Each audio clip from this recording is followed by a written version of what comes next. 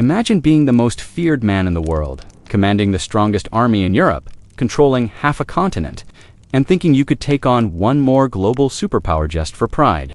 That is exactly what Adolf Hitler did in December 1941. It was the single most self-destructive move of his career, declaring war on the United States. And he didn't even have to. The US wasn't at war with Germany. They were focused entirely on Japan. But Hitler, driven by ego and arrogance, handed his enemies the greatest gift they could ever receive: a reason to fight him directly. When the Japanese attacked Pearl Harbor on December 7, 1941, the world's attention shifted across the Pacific. America was in shock, furious, and united for the first time in years. But even then, President Franklin D. Roosevelt's war declaration was aimed only at Japan. The US was still technically neutral in Europe's war. That meant Hitler could have stayed focused on the Soviet Union, his real enemy in the East. But instead, he stepped forward 4 days later and announced that Germany would also declare war on the United States. It was a move no one demanded, no one expected, and no one expected, and no one, especially his generals, understood. This decision didn't come from strategy or necessity. It came from pride and a wildly distorted sense of destiny. Hitler believed that because Japan had attacked the US, it was only a matter of time before America declared war on Germany anyway. He wanted to look decisive, to show strength, to act first. But the truth was, Germany's declaration gave Roosevelt exactly what he wanted political freedom to unleash: America's massive industrial and military power across both oceans. Before that declaration, Roosevelt had been walking a tightrope. The American public didn't want another European war. Memories of World War I were still fresh, and isolationism was strong. Congress would have never approved a second war front. But Hitler solved that problem for Roosevelt in one stroke. Overnight, the US didn't just become Japan's enemy, it became Germany's too. To understand how irrational this was, you have to look at Germany's situation in late 1941.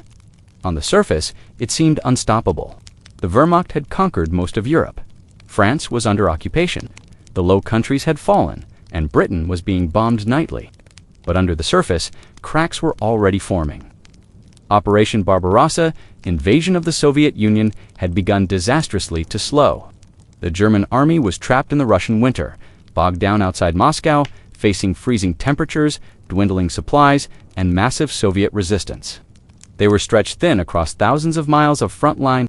Hitler's generals were begging him to focus every resource on defeating the Soviet Union before the weather or logistics destroyed them.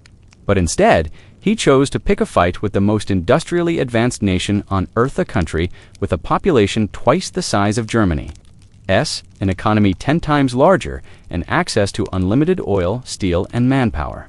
It's hard to overstate how foolish this was. The US in 1941 was already the world's factory. Even before Pearl Harbor, Roosevelt had started the arsenal of democracy, supplying Britain and the Soviet Union with weapons, tanks, planes, and trucks under the Lend-Lease program. American factories were producing more than all of Europe combined. When Hitler declared war, he turned that production machine directly against himself. Hitler justified his declaration by claiming America was already acting like a belligerent nation helping Britain, escorting convoys across the Atlantic, and supplying arms to his enemies. In his mind, the US was already at war with Germany in all but name. But that was a lie, he told himself, to make his pride look like strategy. The truth was, Roosevelt couldn't legally or politically go to war with Germany until Germany made the first move. Hitler gave him that excuse on a silver platter. Imagine Roosevelt's reaction when the news came in that Hitler had declared war first. It must have been relief, disguised as outrage. Finally, he could unite the American people behind a total global war effort. He could pour America's vast resources into Europe without resistance from Congress or the public. The man who had promised not to send American boys to die in foreign wars now had no choice and no political risk. And Japan, Hitler's so-called Allied, didn't even return the favor in Europe, under the terms of the Tripartite Pact signed by Germany, Italy, and Japan in 1940. Each Axis power was supposed to come to the aid of another if attacked. But Pearl Harbor wasn't a defensive war, it was an offensive attack launched by Japan. That meant Germany had no legal or diplomatic obligation to join in. The alliance didn't require it. Hitler didn't need to lift a finger, but he couldn't resist. Part of his reasoning was ideological. He saw the world through a warped, apocalyptic lens. He believed that history was a grand struggle between races and ideologies: Nazism against democracy, fascism against liberalism. In his speeches, he called the U.S. a Jewish plutocratic state run by financial elites and racial inferiors. He genuinely thought America was weak, lazy, and incapable of fighting a real war. His racism blinded him to America's true strength. He also placed absurd faith in Japan's military success. After Pearl Harbor, Japan's empire was expanding across the Pacific Malaya, the Philippines, Singapore. To Hitler, this looked like a decisive moment in global history. Japan attacking from the east, Germany from the west, both crushing the decadent democracies between them. He imagined a world divided between the Axis powers, a new order spanning Europe, Asia, and the Pacific. It was pure delusion. In reality, Japan and Germany had almost no coordination. Their war aims were totally different. Japan wanted control of Asia and the Pacific. Germany wanted domination of Europe and the Soviet Union. There was no practical way for them to help each other across thousands of miles of ocean. But Hitler didn't care about logistics or reality. He saw the declaration as destiny. He told his aides that the world will be divided between Germany and Japan, as if the map was already drawn. His generals were stunned. When he announced the declaration, there was no discussion, no strategy meeting, no planning. He was just a commander, rational, emotional, and final. Some military leaders quietly wondered if this was the moment their war became unwinnable. They knew the U.S. could outproduce Germany 100 times over. The British blockade had already restricted German access to raw materials. The Luftwaffe was stretched thin, the Kriegsmarine too small to challenge the U.S. Navy. There was no way Germany could fight a two-front war and take on the United States. But Hitler's pride refused to see it. In his mind, he was not adding an enemy. He was proving Germany's invincibility. He said, "The United States is a country of mongrels, incapable of waging modern war." He believed America's democratic system would crumble under pressure. He believed they wouldn't have the discipline to sustain a long fight. But within months, American shipyards were launching a new warship every few days. Factories were running 24 hours a day. Millions of men volunteered to fight. The so-called mongrels became the most efficient war machine in history. Hitler didn't realize it then, but the moment he declared war on the U.S., he guaranteed the Third Reich's destruction. America's entry turned a regional conflict into a true World War I. Germany could never win. The Soviet Union could now count on supplies and trucks from American industry. Britain could rely on a flood of American reinforcements and planes. The balance of power shifted permanently. It's one of those moments in history where ego eclipsed reason completely. Hitler had already made enemies of half the planet, and yet he still thought he could crush the other half before they reached him. He saw himself as untouchable, a master of destiny, but all he really did was open the door to his own defeat. That's why historians call it one of the dumbest decisions of the war, not because it was a surprise, but because it was so unnecessary. He didn't have to do it. He chose to, out of pride, paranoia, and the delusion that he could control fate itself. And as always, history punished arrogance. If you enjoy exploring the dumbest, most disastrous decisions in human history, the moments when pride toppled empires and arrogance rewrote the world, make sure you like, comment, and subscribe to Dumb Historian. Hitler declared war on the United States on December 11, 1941. It was one of the most reckless acts of his rule, a decision driven by ego and ignorance more than strategy. He believed the United States was a paper tiger, wealthy but soft, industrially vast but politically divided. He was certain that America, stretched thin by its sudden war with Japan, would take years to become an effective fighting force. In his mind, this was a distant threat, something to worry about after he had crushed the Soviet Union and forced Britain into submission. What he failed to grasp was that he had just awakened the most powerful industrial machine in human history. The scale of Hitler's miscalculation cannot be overstated. He looked at America and saw consumerism, not capability. He saw a nation of factories producing cars, refrigerators, and radios, not tanks, planes, and warships. He assumed the transformation from peace to war would take decades. But within months of his declaration, the American industrial base shifted gears in a way no one, not even the Americans themselves, had fully anticipated. Detroit, The city that had once built automobiles for middle-class families became the arsenal of democracy, producing bombers and tanks at a speed that stunned the world. Factories that had made typewriters began producing machine guns. Companies that once built passenger planes converted to building B-17 flying fortresses. Shipyards launched Liberty ships, cargo vessels that could be constructed in as little as 4 days from start to finish. Ford's Willow Run plant rolled out a new B-24 bomber every 63 minutes. By 1943, American industry was producing more war material in a single year than all of the Axis powers combined. Hitler and his generals had not believed such production was possible.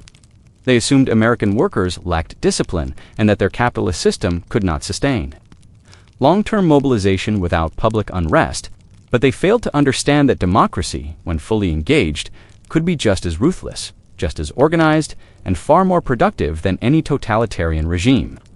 The United States had the manpower, the raw materials, and the industrial expertise to turn its entire economy toward the singular goal of victory. In Europe, the Nazis had spent years perfecting the art of blitzkrieg, the lightning war that depended on fast, mobile armored forces and coordinated air power.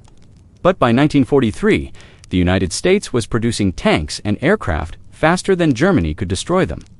Every German Tiger tank, built with precision and care, was matched by 10 American Shermans rolling off assembly lines. Every German U-boat sunk another Liberty ship was already on its way across the Atlantic to replace it. The German High Command could see the shift in numbers, but by then, it was far too late. The irony was that Hitler's decision to declare war on the United States had not even been necessary. Under the Tripartite Pact, Germany was not obligated to join Japan's conflict against America unless Japan had been attacked first. But Hitler, intoxicated by the early victories of 1941 and still convinced that the Soviet Union would soon collapse, saw a chance to demonstrate strength and solidarity with his Axis partner. He believed Japan would tie down the U.S. Navy in the Pacific, preventing American intervention in Europe. He even hoped Japan might strike British colonies in Asia, forcing Britain to divert resources away from the Western Front. What he didn't realize was that by attacking the United States, Japan had actually removed Hitler's greatest advantage: time. Before December 1941, the U.S. was already leaning toward war.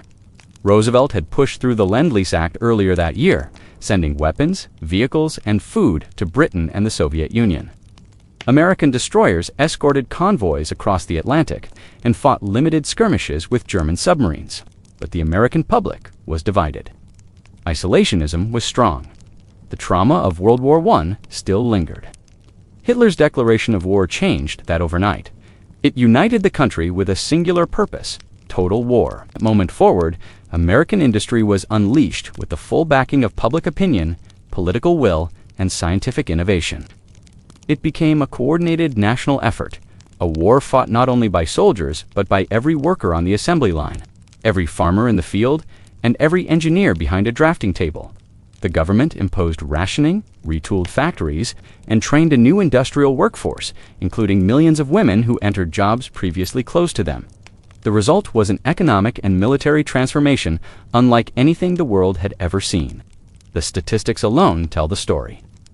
Between 1941 and 1945, the U.S. built over 300,000 aircraft, 88,000 tanks, 1.5 million military vehicles, and nearly 6,000 naval vessels. It supplied not only its own troops, but also the armies of its allies. Through Lend-Lease, America sent thousands of trucks and jeeps to the Soviet Union, vehicles that kept the Red Army mobile on the Eastern Front. In North Africa, American-built tanks and aircraft began to dominate the skies and deserts. In the Pacific, U.S. carrier production ensured that Japan's early advantage faded within a year. Hitler, who had once prided himself on his grasp of military and political timing, had failed to recognize the momentum of American production. In his mind, wars were won by swift, decisive campaigns, not by endurance, but modern warfare had changed. It was no longer about who could win in a month. It was about who could keep fighting for years. And in that kind of war, the United States was unmatched. Germany's industrial system, though advanced, was fragmented. Factories competed for resources, and Nazi bureaucracy often prioritized prestige projects over efficiency. Production was constantly disrupted by Allied bombing raids. By contrast, The United States operated far from enemy reach, with virtually limitless access to raw materials and a transportation network that spanned an entire continent.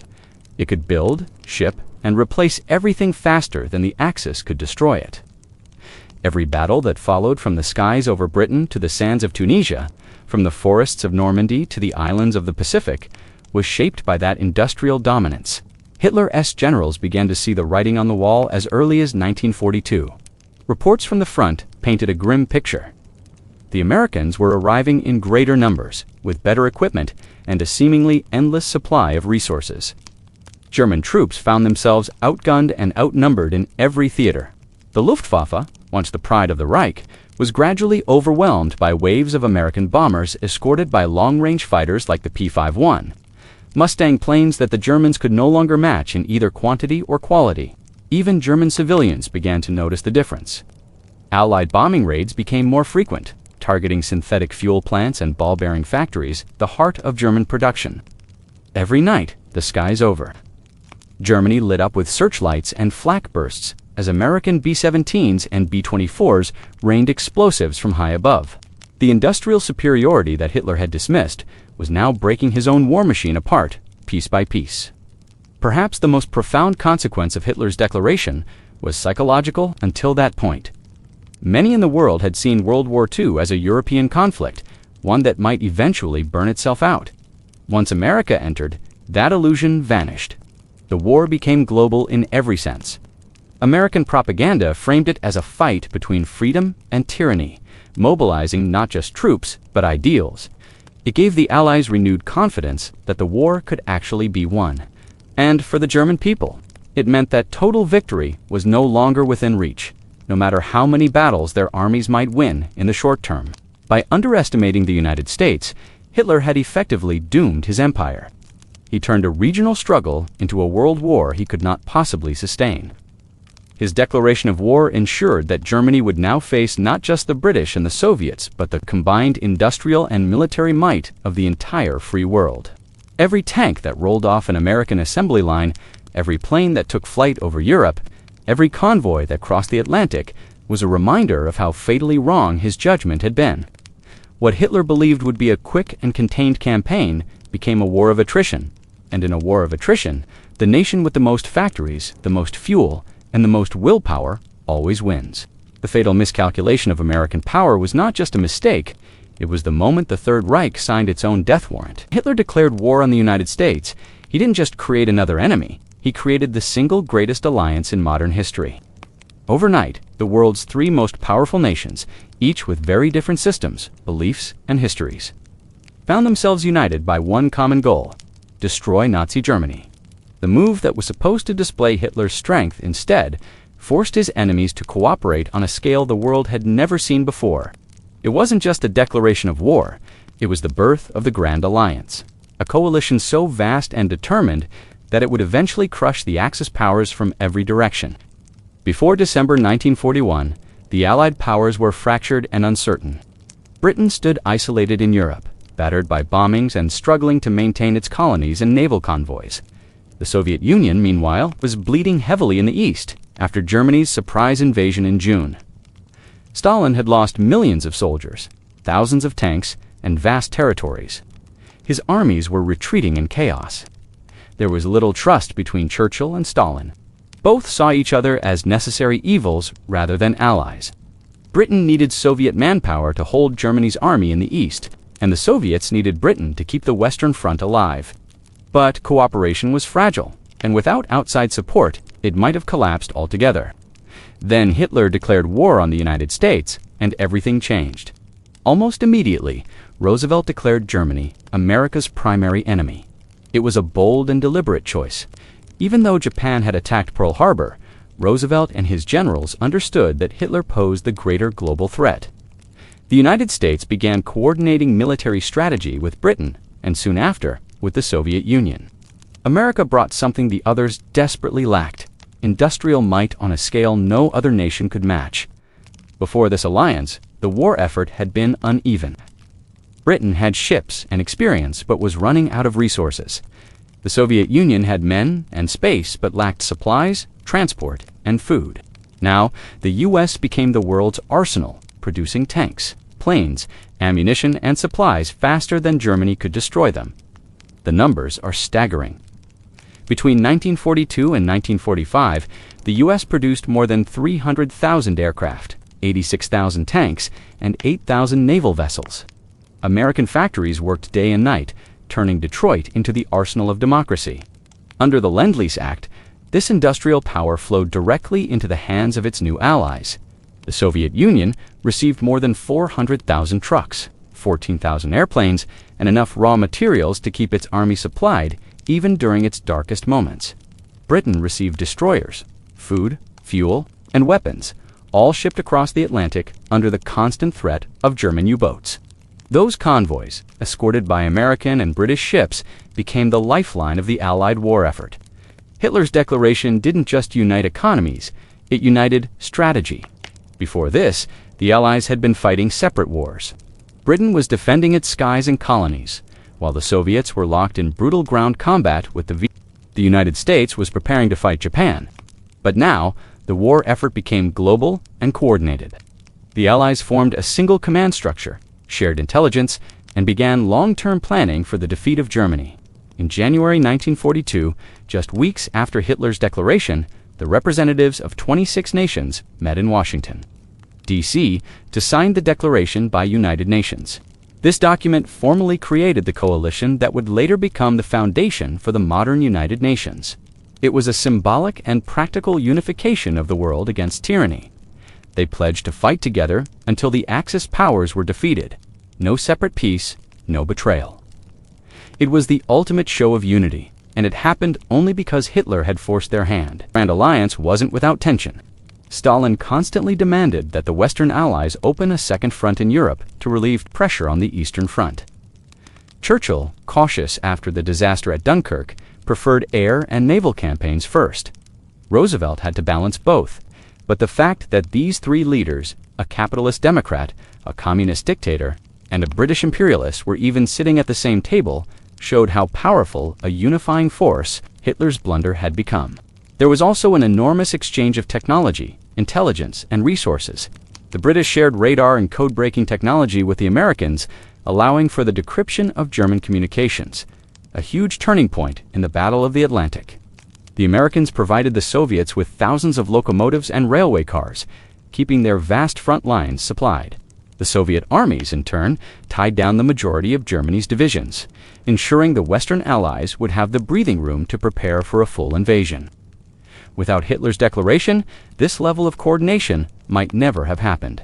The US might have focused entirely on Japan, fighting a Pacific War, for years before considering involvement in Europe. The Soviet Union might have faced collapse without American aid. Britain might have been starved into submission by U-boats and bombing raids. Instead, Hitler's arrogance forced the US, Britain, and the Soviet Union into a synchronized war effort that systematically dismantled his empire. Think about what this meant strategically. For the first time, the Axis powers were surrounded on all sides. In the east, the Soviets were pushing back with massive ground offensives. In the west, Britain and the US were planning invasions of North Africa, Italy, and eventually France. In the air, American and British bombers began daily and nightly raids over German cities, crippling industry and morale. The German high command was overwhelmed. They no longer had the luxury of focusing on one front. Every move they made weakened another.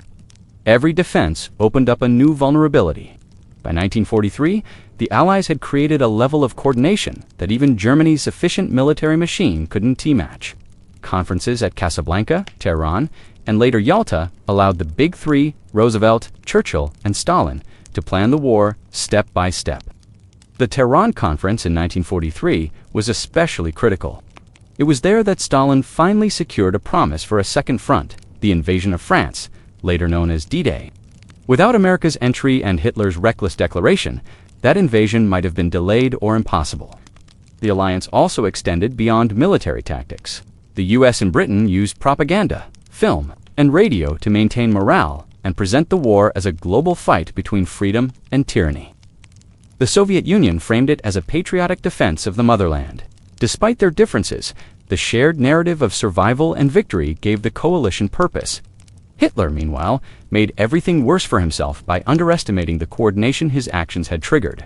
He mocked the alliance as unstable, calling it a marriage of convenience that would collapse under pressure. He believed that the West and the Soviets hated each other too much to cooperate. He assumed that ideological differences, democracy versus communism, would eventually tear them apart. And while he wasn't entirely wrong about future tensions, he completely misread the immediate moment. The hatred for him and his regime was so deep, so total, that it drowned out every other disagreement. That unity was his undoing. By 1944, the Allies had mastered global logistics. American factories produced the weapons, British ports launched the ships, and Soviet troops used them to push Germany back mile by mile. The alliance coordinated attacks so precisely that Germany had no chance to recover from one blow before the next landed. What began as an impulsive decision, a declaration meant to show dominance, ended up sealing the Axis powers' fate. It united three great powers with one purpose, one strategy, and one shared vision: the destruction of Nazi Germany. In the end, the Grand Alliance didn't just win the war, it shaped the world that followed. The cooperation that began with Hitler's blunder laid the groundwork for the post-war world order, including the founding of the United Nations and the emergence of the United States and the Soviet Union as global superpowers. It's almost poetic. The man who dreamed of global domination accidentally created the alliance that destroyed him. His arrogance forced his enemies to become partners, and his pride united the world against his tyranny. And that's why Hitler's declaration of war on the United States stands as one of the dumbest and most self-destructive decisions in history. If you enjoy exploring the most disastrous decisions that shaped our world, where pride rewrote history, and arrogance changed empires, make sure you like, comment, and subscribe to Dumb Historian. Hitler declared war on the United States in December 1941. He had already made one of the greatest miscalculations of his career, but his confidence didn't stop there. He believed Germany could bring the Americans to their knees by cutting off their ability to supply. Britain and the Soviet Union, in his mind, the Kriegsmarine SU-boat fleet would be the blade that severed the Atlantic lifeline, the ocean highway, connecting the industrial might of the U.S. to the battlefields of Europe. It was a seductive idea. If the submarines could sink enough merchant ships, Britain would starve. The Soviets would collapse without American trucks and fuel, and the war could still be won. But, like so many of Hitler's grand visions, this plan was built on arrogance, not reality. In the early months of 1942, the U-boats delivered what the Germans called the second happy time, with America newly in the war and still unprepared. U-boats hunted the East Coast like wolves in a pen. They torpedoed tankers and cargo ships within sight of American beaches. Flames from burning oil tankers lit up the night sky along the Atlantic seaboard. In some places, the glow of the fires could be seen from shore, a haunting reminder that the war had come to America's doorstep. The German press celebrated it as proof that the U-boats were invincible. Hitler was delighted. He saw confirmation that his decision to challenge the United States had been right all along. But what Hitler failed to grasp was that the Americans were learning faster than the Germans could adapt. The United States had entered the war unprepared for submarine warfare. There were few coastal blackouts, and merchant ships often sailed alone without escorts, making them easy targets. For a short time, the U-boats operated freely, sinking ships at an alarming rate. But that short time was deceptive. Within months, the Americans transformed their disorganized defense into one of the most efficient naval protection systems in history. The U.S. Navy quickly implemented the convoy system that Britain had already perfected. Instead of sailing alone, merchant ships traveled in large groups protected by destroyers, corvettes, and aircraft. Radar and sonar, then called ASTIC-B, became the eyes and ears of these escorts, allowing them to detect submarines long before they could strike. New tactics like depth-charge barrages and Hedgehog anti-submarine mortar turned the hunters into the hunted. Every time a U-boat commander tried to sneak into a convoy, he risked being trapped and destroyed. Technology became the deciding factor. The Americans produced long-range aircraft like the B-24 Liberator, which could patrol vast stretches of the ocean that had once been safe for U-boats. The mid-Atlantic gap, an area too far from land-based aircraft, was slowly closed. By 1943, very few places remained where German submarines could operate without being tracked. Meanwhile, The Allies broke German naval codes through the Ultra program, reading U-boat communications and ambushing them before they even reached their targets. This combination, industrial production, technology, and intelligence, turned the Battle of the Atlantic from a German triumph into a German disaster. U-boats that had once hunted freely were now being hunted themselves. The numbers tell the story. In 1942, German submarines sank over 8 million tons of Allied shipping. But by mid-1943, the tide had turned. That year, more than 40% of U-boats that went to sea never came back. In May 1943 alone, 41 U-boats were destroyed. The Wolfpack had become the prey. Hitler, however, refused to see the truth. He clung to his belief that a numerical weapon could reverse the situation.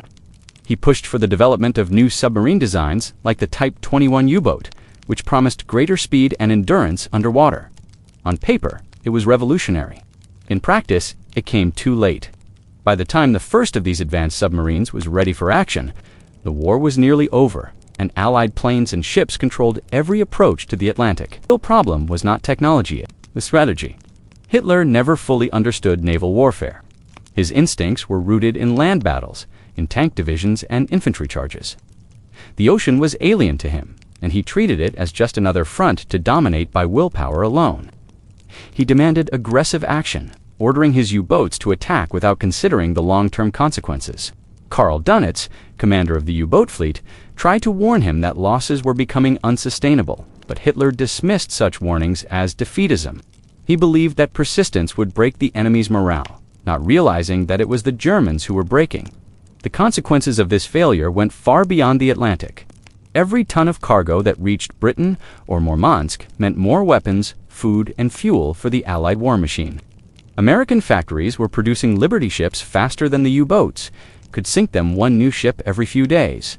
These ships carried everything from Sherman tanks and jeeps to canned food and medical supplies. They kept the British Isles alive and the Soviet armies moving.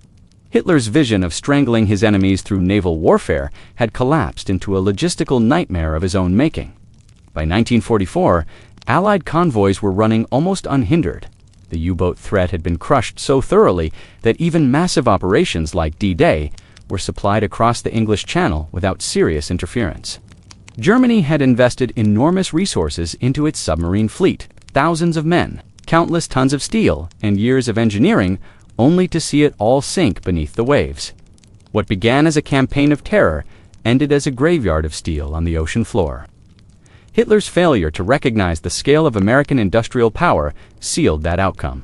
The United States was not a small island nation struggling to survive like Britain, nor was it a war-torn empire like the Soviet Union. It was an industrial giant, untouched by invasion, with limitless natural resources and the ability to outproduce every other country on Earth combined.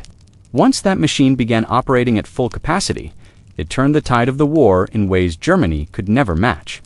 The U-boat campaign was supposed to buy Germany time to slow the Americans, to isolate Britain, to starve the Soviets. Instead, it burned through Germany's most experienced sailors and achieved nothing lasting. By the end of the war, over 700 U-boats had been lost, taking more than 30,000 men with them. Nearly three-quarters of all U-boat crews never returned home. For Hitler, who once believed these submarines would guarantee victory, it was a devastating and humiliating failure. The Atlantic, which he had hoped to dominate, became a monument to his strategic blindness. His obsession with short-term victories and disregard for long-term planning had destroyed one of Germany. As few chances to hold the Allies at bay, the U-boats that once prowled the ocean as predators now rested at the bottom, silent reminders of how arrogance, impatience, and the underestimation of an enemy's strength can sink even the most ambitious empire. Hitler declared war on the United States. He didn't just expand his list of enemies, he signed his own death warrant. That single decision locked Germany into a two-front war it could never win. Until then, the Nazi war machine had thrived on speed, surprise, and concentrated power. It crushed Poland in weeks, France in a month, and most of Europe in a year. But now, the lightning-fast blitzkrieg was over. What replaced it was a grinding, endless war of attrition against nations with far more men, far more machines, and far more factories. Hitler had turned his empire into a trapped beast, bleeding slowly from both sides. To understand how disastrous this was, imagine Germany's position in late 1941. In the east, millions of its soldiers were frozen outside Moscow, fighting the Soviet Union's endless waves of troops. In the west, Britain still refused to surrender, and the Royal Air Force continued to strike back. The Nazi army was stretched thin, 6 million men scattered from the Arctic Circle to North Africa. And now, Hitler had just invited the United States, the largest industrial power in the world, to join the fight. No other nation in history had ever faced such a massive coalition at once. It was military insanity disguised as confidence. Before America entered the war, Germany already struggled to keep up with the demands of fighting on two major fronts. Its resources were limited. The German economy wasn't built for long wars. Hitler had gambled on fast victories that would pay for themselves through plunder and occupation. France's gold, Norway's iron, and the Soviet Union's grain were supposed to feed his war machine. But as the fronts expanded, supply lines broke down, and the raw materials he needed became harder to reach. Oil, in particular, became Germany's Achilles heel. Without steady access to fuel, the Luftwaffe couldn't fly, the tanks couldn't move, and the factories slowed to a crawl. Meanwhile, the United States could produce almost limitless quantities of everything. American factories worked around the clock, churning out planes, tanks, ships, and ammunition in numbers that dwarfed the Axis output. The difference was staggering. By 1944, the Allies were producing almost 3 times as many planes as Germany. America alone built more than 2,700 Liberty ships, simple cargo vessels that delivered supplies across the Atlantic faster than German U-boats could sink them. Every time the Nazis destroyed one, this was the essence of attrition. A battle not just of soldiers, but of endurance. Germany had entered a war of exhaustion against a world that had more people, more fuel, more steel, and more money. And once America entered the equation, the imbalance became fatal. The Allies could afford losses. Germany could not. Every tank the Soviets lost was replaced. Every bomber the British lost was rebuilt. Every ship sunk was soon matched by another convoy leaving New York or Boston. Germany, on the other hand, had no margin for error. Every defeat cut deeper, every delay drained its strength. The human cost also broke the Reich's back. By 1943, the Eastern Front alone consumed millions of German soldiers. The Battle of Stalingrad, which lasted through the brutal winter of 1942-43, symbolized the turning point. The Soviets surrounded and destroyed an entire German army, over 300,000 men lost. That kind of loss would have crippled any other power, but Germany couldn't retreat or regroup. It had no choice but to keep fighting on both fronts, throwing more lives into the fire. The war Hitler had envisioned, as quick and glorious, had become a slow suicide for his nation. The scale of American industry only deepened Germany's hopeless situation. The U.S. could fight a full-scale war in both the Pacific and Europe simultaneously, something no other nation in history had achieved. Its factories produced not only for its own troops, but for its allies. The Soviets received tens of thousands of trucks, trains, and planes under the Lend-Lease program, allowing them to move armies and supplies faster than the Germans could respond. British pilots flew American-made aircraft. The Allies even shared standardized ammunition. It was like a single global factory networked across 3 continents, all because of Hitler's declaration. Germany's war economy tried to keep up. Albert Speer, Hitler's armaments minister, introduced mass production reforms, forcing factories to operate day and night. Slave labor from occupied countries filled the workforce, replacing men sent to the front lines. But it was too little, too late. Allied bombers pounded industrial cities like Hamburg, Cologne, and Essen, destroying factories faster than they could be rebuilt. The skies over Germany became death traps for its own workers, trains, and oil plants, no matter how efficient the Nazis became. They couldn't outproduce the combined might of America, Britain, and the Soviet Union. By 1944, Hitler's generals knew the truth. They were losing a war they could no longer sustain. On the Eastern Front, Soviet forces were advancing relentlessly. In the West, the Allies landed in Normandy, opening the very two-front nightmare German commanders had warned about for years. Every month, Germany lost more men than it could replace. Every factory that fell under Allied bombing weakened its ability to resist. Hitler's empire was collapsing under its own weight. The irony is that this outcome wasn't inevitable. If Hitler hadn't declared war on the United States, things could have played out very differently. America might have focused its energy on Japan, delaying direct involvement in Europe. The Soviet Union, bleeding heavily, might have collapsed under the weight of German attacks. Britain, exhausted and isolated, might have been forced into a peace deal. Germany could have held its empire together, not forever, but long enough to negotiate a favorable end. Instead, Hitler's arrogance made that impossible. By dragging America into the fight, he guaranteed that Germany would be buried under an avalanche of resources it could never match. Even inside Germany, morale began to crumble. Civilians faced constant bombings, shortages, and rationing. Cities that had once symbolized German pride became ruins. The Reich, that was supposed to last 1,000 years, couldn't even survive 6 more. After declaring war on the US, as Allied forces closed in from both sides, Hitler's dream of domination turned into a nightmare of defeat and destruction. By 1945, Germany was completely broken. Its armies were in full retreat. The once mighty Luftwaffe barely existed. Soviet troops were marching into Berlin. American bombers ruled the skies. Hitler, trapped in his bunker, ranted about betrayal and cowardice, never admitting that his own arrogance had caused it all. His two-front war had become a no-front defense. Every inch of ground he had conquered was gone. The man who believed himself invincible had been outsmarted not just by generals or nations, but by math. By the sheer imbalance of production, manpower, and endurance he had foolishly underestimated. In the end, the Third Reich didn't collapse because of one battle or one defeat. It collapsed because it tried to fight a war it could never sustain. The moment Hitler declared war on the United States, he ensured that Germany's fate was sealed. The combined industrial and human strength of the Allies was simply too great. No amount of willpower or propaganda could overcome it. The Reich didn't lose in a blaze of glory. It bled to death slowly, crushed by the weight of its own ambition and the endless power of its enemies. It's one of the greatest examples of self-destruction in history, a man so consumed by pride that he mistook his limits for destiny. He believed he could outfight the world. Instead, he united it against him. His empire was destroyed not by invasion alone, but by the unstoppable math of attrition, by factories, fuel, and manpower he could never match.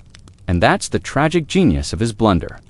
Hitler's declaration of war on the United States turned what could have been a European conflict into a true World War I. Germany had no chance of surviving. The same decision that was meant to display power revealed weakness, and the same arrogance that built an empire ensured its downfall. This wasn't just the end of a war. It was the end of an illusion, the belief that domination could outweigh unity and that aggression could overcome scale. Hitler proved the opposite. The world's greatest tyrant destroyed himself by inviting the world to fight him. If you've followed this entire story from his first reckless decision to his final collapse, you've seen how ego, arrogance, and pure stubbornness can rewrite history in the worst way possible. And that's exactly what we explore here, the moments when human pride turns into historic stupidity. So if you enjoy deep dives into the dumbest decisions ever made by the most powerful people in history, make sure to like, comment, and subscribe to Dumb Historian. Because sometimes the only thing more fascinating than greatness is watching it destroy itself.